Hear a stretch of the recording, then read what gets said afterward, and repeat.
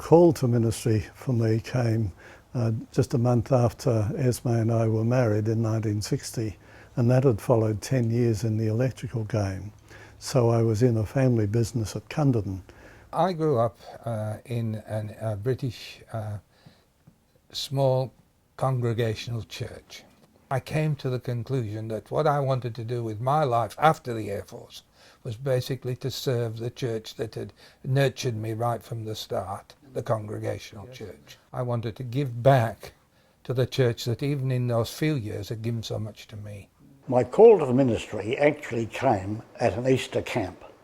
Well, the then principal of the Presbyterian Theological Hall came to Albany when he was moderator, and he said to me, I think you ought to consider going into the ministry. After 3 years teaching, I applied to the Theological Hall, was accepted as a candidate, and began my training in 1962.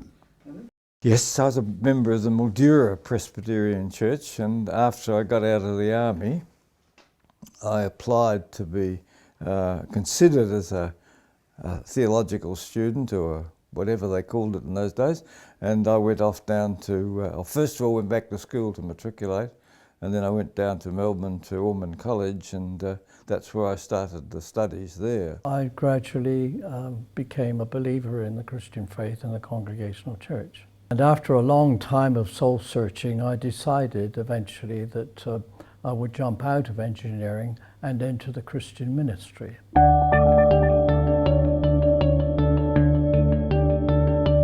Significantly, of course, already the Presbyterians and congregations had come together in Kalgoorlie, as it happens, and then they were moving towards the idea of joining with in a joint parish. Well, the big issue at that point of time was moving into Union, because Union had been mooted a couple of times before and had been delayed, at least on one occasion. And so we were getting well prepared. We had our interdenominational committees working at that point of time. So there was a lot of involvement there in getting the denomination ready for the wider church in the Uniting Church. So that involved a lot of time and work, but I think it was done very successfully. And there's a fairly smooth transition, because in the Methodist Church, when the vote was taken, it was all in or not. There were no churches that said, we're not going to go into Union. Actually, when I arrived in Australia in 1960, the secretary of the Congregational Union of Australia, in whose home we stayed for 2 or 3 days, he gave me a bunch of papers, and he said, look, these are our papers. We're going to have church union within 2 years. That was 1960. But of course, when I got to Sydney, there'd been further material produced, of course. But the Methodist man was older than I was, and he agreed that our two congregations should work together, studying the documentation that was there. We were aware that there was going to be a different voting patterns for the three churches, but that wasn't any problem. We still needed to get to know each other's patterns of running a congregation. And what happened was, in the Methodist quarterly meeting, myself and one of my lay people from the Congregational Church were invited to become part of the Methodist quarterly meeting, and there'd be a couple of Methodists that would come to our regular congregational meetings. It was, just a fellowship and to learn a little bit about each other and so on. Through the state unions of churches, we had an educational program as to what it all meant and so on, and it was a strong learning process in many ways for Congregationalists, not just to have experience of what Methodism Presbyterian was about, but to understand what was the theology behind the basis of union that we were developing and so on. Well, clearly we had to find a way of making it all work. So there had to be, an administrative structure for the church. And the way that Uniting Church did that was to first of all take the basis of union, which sets out in very broad brush terms the government of the church. And then it developed a constitution, an interim constitution, which filled some of those things out a little more, and then eventually a set of regulations which were the detailed work. So all of that had to take place during that time, and there were lots of little working parties working on different sections, on theological education, on the rules for congregations, on the rules for synods, on the discipline processes, and how money was to be handled and all that sort of thing. And, we'd keep getting loads of paper landed on our desk of how that was going. The biggest thing we had to do here in WA was to take the work which had been done nationally on setting up a corporate body for the church, the Property Trust, and getting a State Act of Parliament passed to set up the Property Trust. And I was heavily involved in that. We worked with one of the solicitors who actually had his office in the same building that the church office was in, to draft that up and get it in a form that would suit Western Australia. One of my sharpest memories is a big service in Wesley Church where Davis McCarthy spoke at. That was the point when there was great questions about the validity of the vote. It was supposed to take place in 76, but it didn't. It went. And I remember being involved with some of the congregations who were in difficulties about whether their vote was valid or invalid.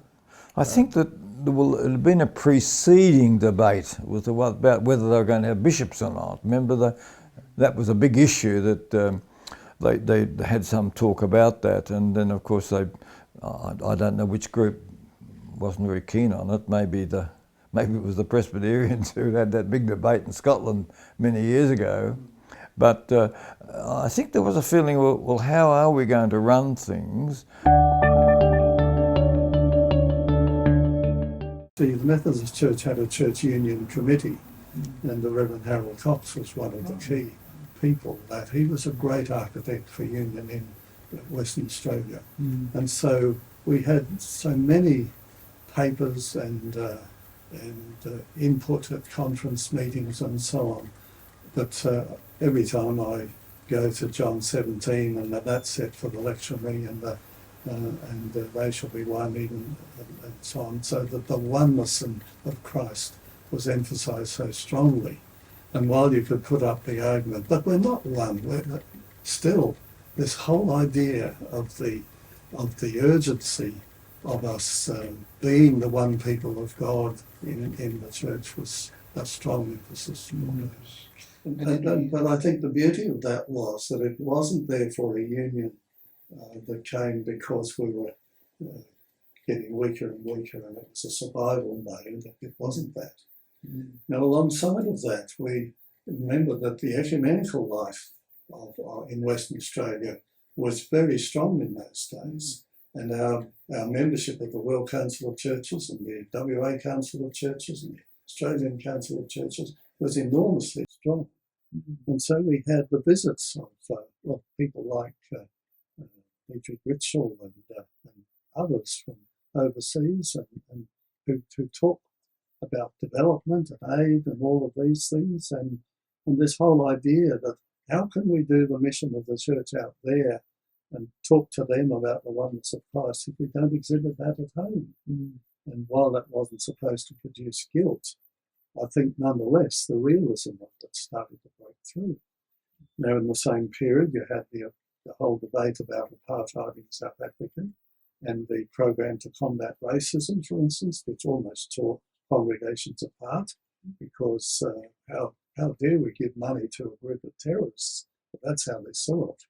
But all of this meant a lively debate with people like Sir Ronald Wilson, and Michael Owen, and Bill Loader, and a whole lot of others. And of course, remember too, the Vietnam War debate. So when you've got all of those things happening, here the congregational life looking towards union, you could see that the Uniting Church the looming Uniting Church was an exciting place for them. And then, of course, you've got Neville Watson's work at Faversham House, which so many of us went to, and where you have a whole lot of things. And the other thing, of course, is that Nookamba, and you have ministers as far different from Sam McCollum and Alan Rankin, far different in theology, but standing in Forest Place, protesting, and even being threatened with arrest, for instance. But the whole spectrum was brought together out of these kinds of concerns. I think the idea of a national church had some appeal in that we could do things better together than we could separately. We're all good flourishing churches individually, but we were much the same within our theology, a lot of difference in organisation, but the important things were the same. We were together, and we felt that we'd do things better together as a wider church serving the nation than we would individually as denominations. Well, first of all, I guess I've got to say, going right back to, say, after the First World War, there was a real commitment by Congregationalism in England, in Britain, to the ecumenical movement. It really wasn't, we're so weak that we've got to be together. We believed that, what the Bible taught is that, the unity of the Church of Christ. John 17. The ecumenical movement goes back to Edinburgh 1914, isn't it? Something like that. It's from that time. One of the other changes was a theological change. Biblical scholarship made a real change in things from the turn of the 20th century. The saga of church union, of course, goes way back to the era just after the First World War, when the first talks about it were held, but it never really got anywhere. After the Second World War, the ecumenical movement took off in a big way, and the World Council of Churches was formed in 1948. And the churches in Australia resumed their negotiations, I think it was in 1951.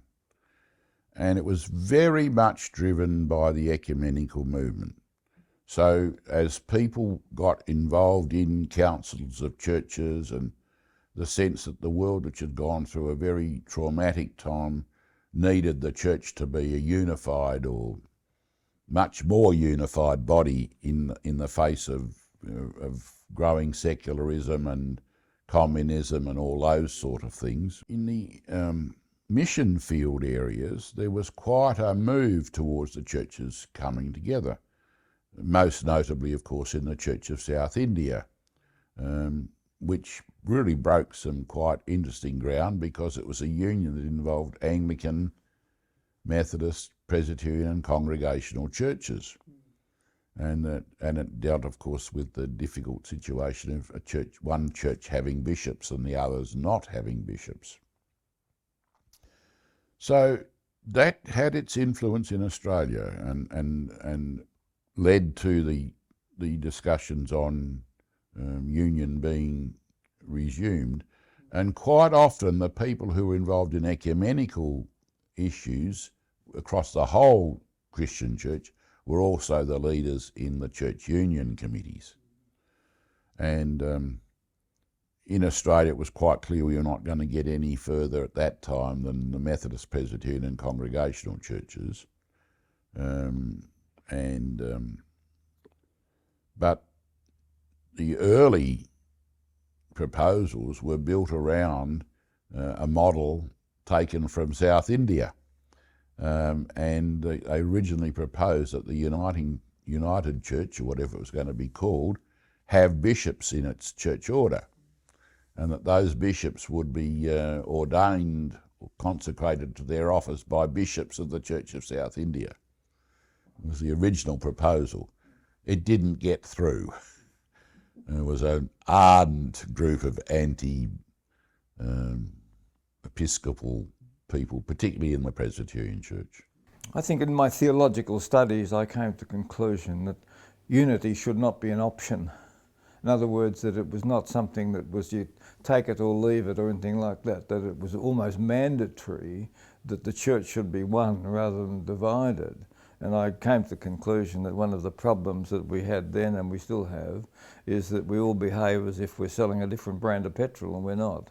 And so I was committed to it very, very strongly, partly because of the influence of Davis McCarthy, who had no doubt that unity was the name of the game and not division and all this sort of stuff and so on. I think that's why he worked so hard to bring about help to bring about the basis of union and so on. But I had no hesitation in my mind that I was trying to sell a product I really believed in.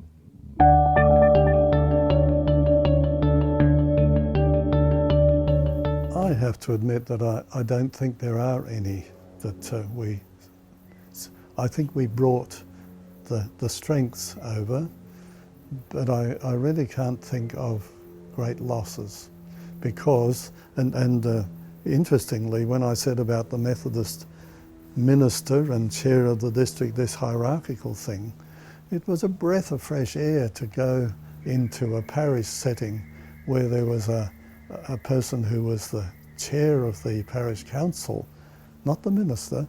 The minister was free to contribute to it. And the same with the council of elders, didn't have to carry the whole thing. And so this whole idea of shared governance, shared leadership, and the minister to be able to be the teaching elder, as the Presbyterians called him or her, was much more healthy in the life of the church. And it also meant for the minister, it meant that they didn't have to carry the burden of the discipline and all of that in the same way.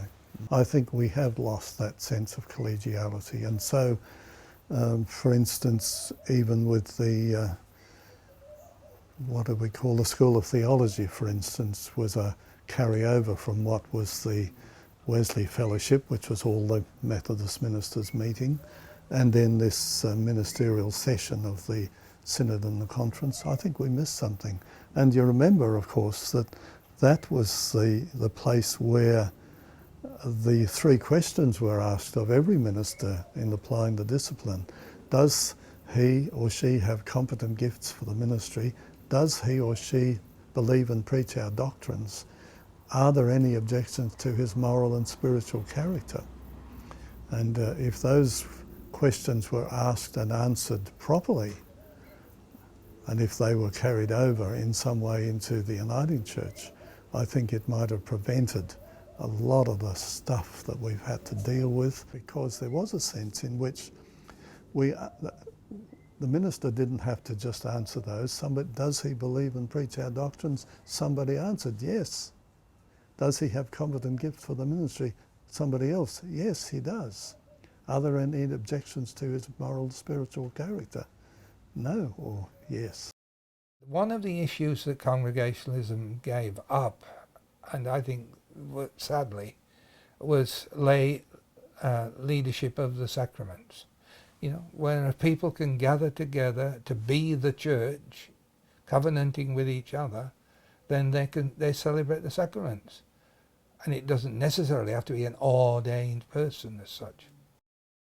The idea of the spirit within has probably gone, yeah.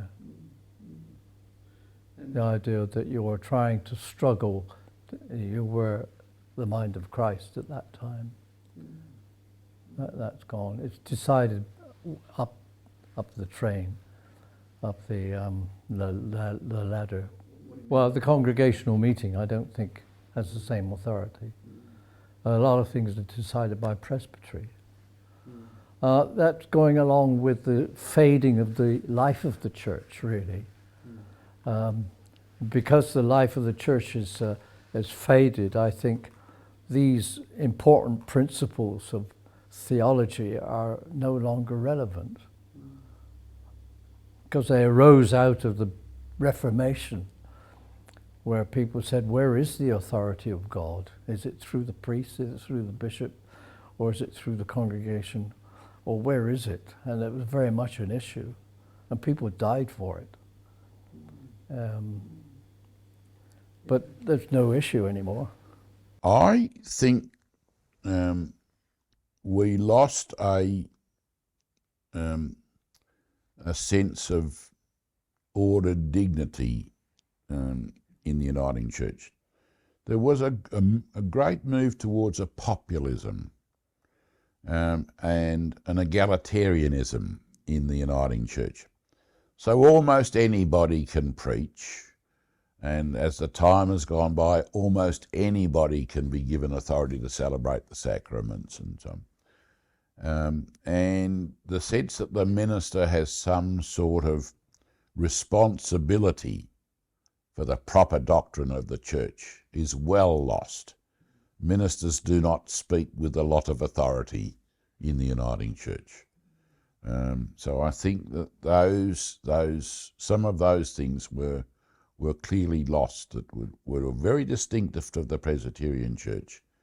And I think the Uniting Church has actually suffered a little bit because it no longer places such an emphasis on its theologically trained people speaking with some authority on what are the important issues for the church. The implications of that are very wide.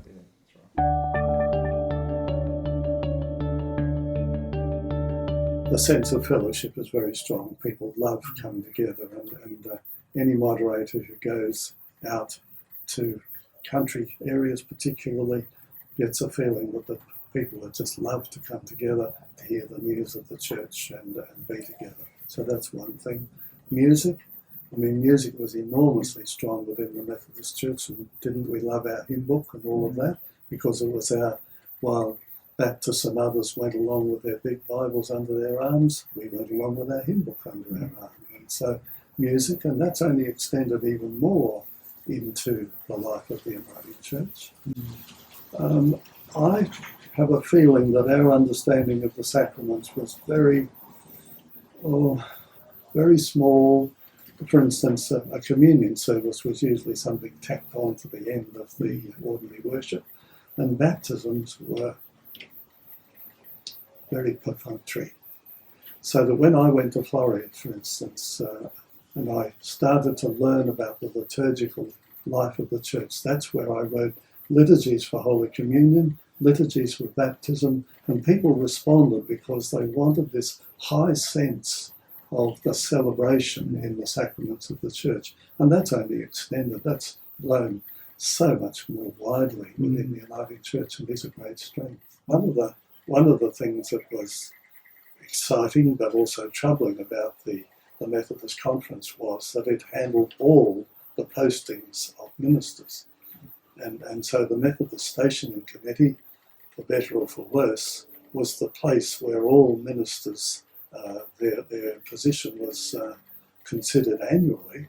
And while it was certainly recognised that, well, he's only been there a year and will continue, that may be upset if they felt that here was a place and here was a ministry that ought to be brought together so that all appointments were made annually, or reappointments. And then, of course, we handle that very differently in the Uniting Church. And sadly, in the Uniting Church, it's a long and laborious task with an agony for congregations that have got to go through all the interviewing and selecting and perhaps doing it all again. You had people sitting on boards and so on, dedicated, very well-meaning, beautiful people, but often not very competent and not able to understand the real business of the church at that level. And so I think in these days, while we struggle to get Uniting Church people to be on our school councils and so on, I think it's come out of the fact that we now look for people with expertise as well as all of that dedication and so on. And in a sense, I think we're the stronger for it. We always say, and every hymn book started with, Methodism was born in song. And The hymns have always been very important in the life of the Methodist Church. And by singing the hymns, I mean learning the theology of not only Wesleyan hymns, but of the great hymn writers who spoke from their hearts and put this into verse in the hymns. And this became very important for us. And we learned our theology through our hymns. And many people today, they'll quote hymns over and over again, as much if not more than the Bible. And so that was a very important thing, which I think we brought into the Uniting Church, because I can see a great love of hymns within the Uniting Church. Another thing that's very strong in the Methodist Church at that point of time, and this is largely because of the era in which I'm talking about, is the young people's work. We've brought some of that into the life of the Uniting Church, but of course we're living in a different era, so you can't compare. There was the appointment of ministers, but I found this not as a difficulty. The situation was much better in the Uniting Church, it seems to me, where we had a clear structure and a process for the settlement of ministers. I know we've changed it over the 35 years we've been going, but that, rather than the ad hoc, dependent upon the concerns of a few people, without a given authority, it was a much better way. And we were able to deal with things like lay pastors much better than we had been able to do in the congregational churches. Again, the level of payment for the ministry, for instance. Some of our people were getting a pittance. And it wasn't until Trinity said, at least we'll put a level up, and we'll put money to enable everybody to at least reach a certain level. The Uniting Church has been very, very good. It's been very good to Congregationalists in the beneficiary situation for retirement. Got more educated people now, and you got in the Presbyterian, the annual meeting of Assembly, ordinary people are able to get up and say what, because that's the body of Christ, isn't it? Well, I think the idea of a graded system of responsibility from national to state to district to local church does follow more the Presbyterian model of responsibility for that than the Methodist one. The Methodist one was much more authority given to some of those courts. I mean, what the state conference decided was the law for the church, and there was nothing against it. If the state assembly of the Presbyterian Church wanted to make a new law, it couldn't make it final until it had consulted with the presbyteries and got their approval. Now, we've still got that system working between the National Assembly and the states and presbyteries in the Uniting Church. So that was certainly one system that came from the Presbyterian Church, this system of graded responsibility and inter-responsibility for various councils. Each council's got the thing for which it's responsible, and that was the Presbyterian model. The other thing which I think carried forward well was some of the elements of the theological education model.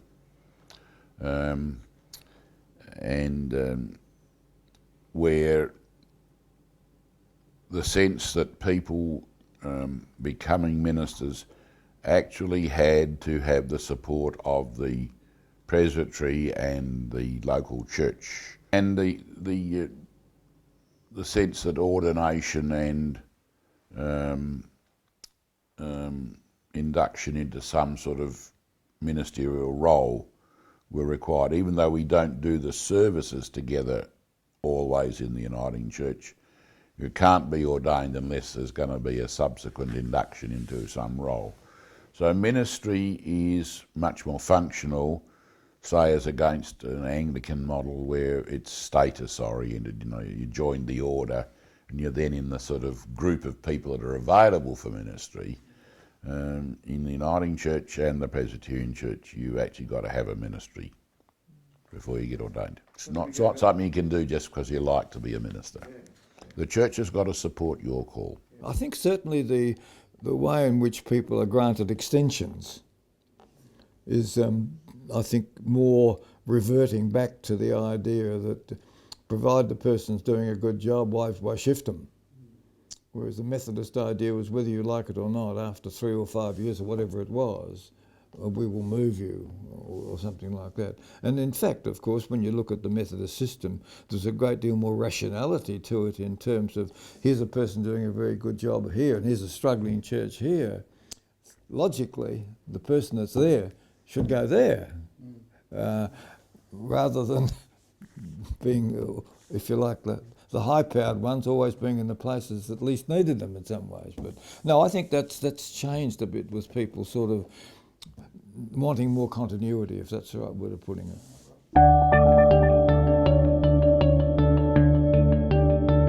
There were some people, I think, who thought at Union that we would leave everything of our history behind.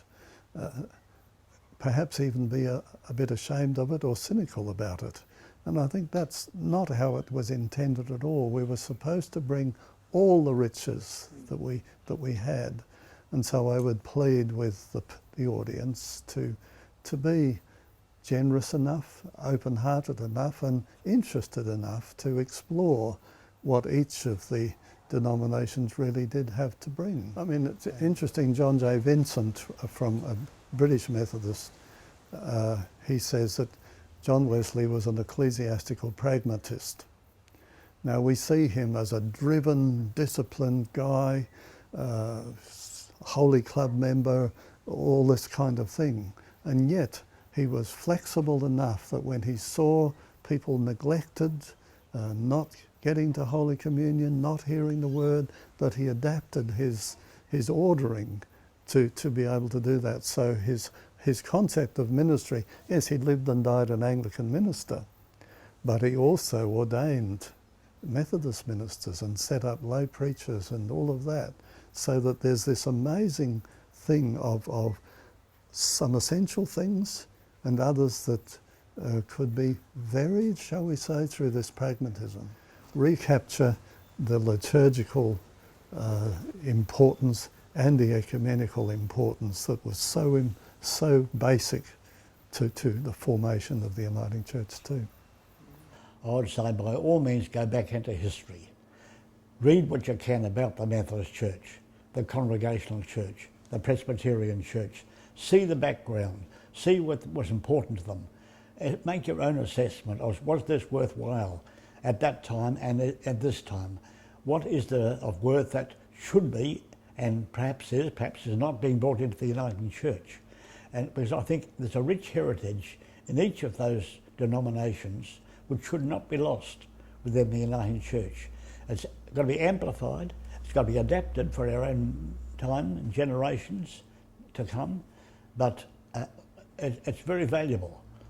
I had 27 years as a minister of the Methodist Church, so I am probably the West Australian minister with the longest experience of the Methodist Church.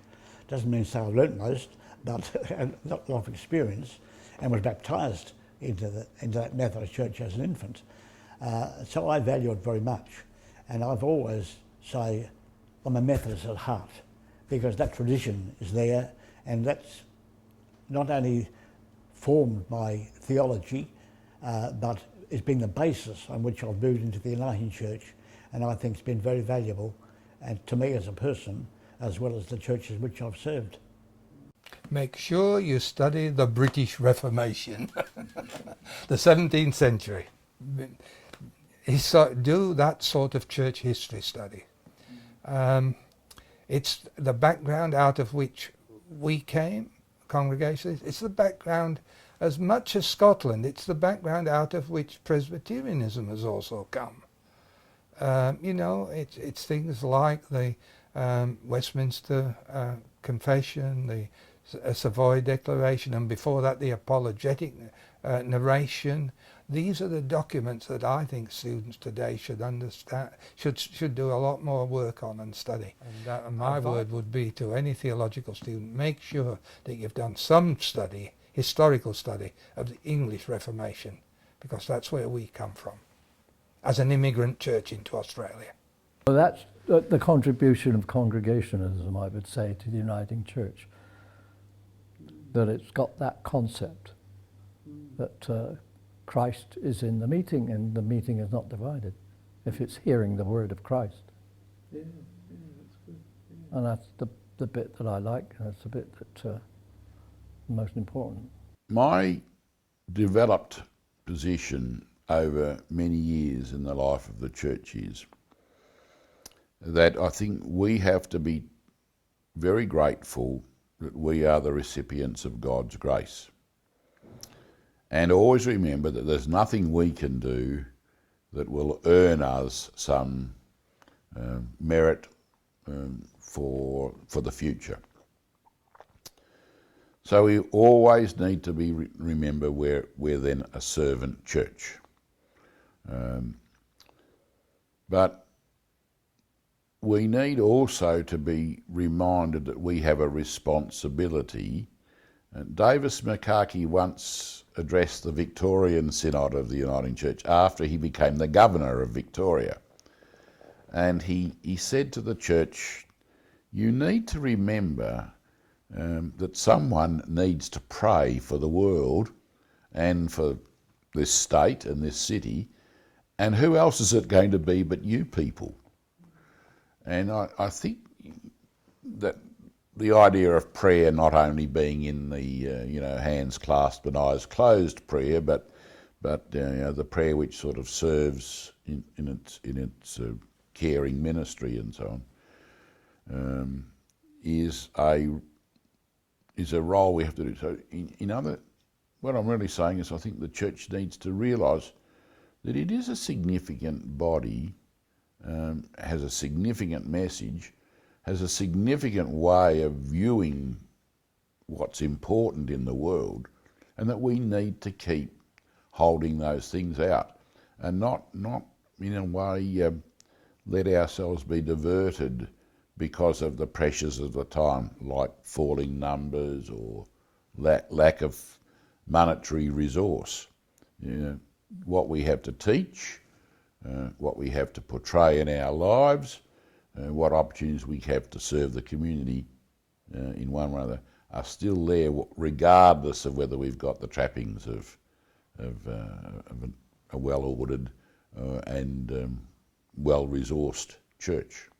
I'd be a bit inclined to say that don't get obsessed about the various traditions at all, because I would hope that looking to the future, that the fundamental thing would be not the traditions, but the gospel itself.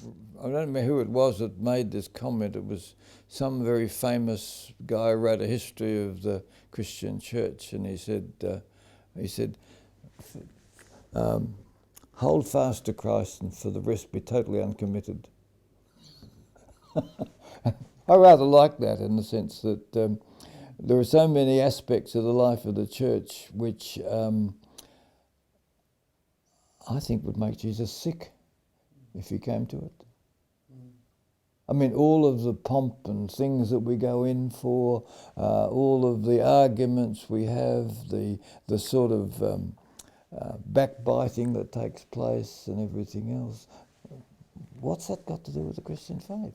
Anyhow, my thing would be, I think if I said to someone, look, the most important thing if you want to be a minister is to want to be with people, to want to understand yourself and people, and to be able to be alongside them and be with them, to be people-oriented, and whenever you preach, to keep in mind what's the sort of issues that are really important to people, rather than pushing, if you like, rather arid theological lines.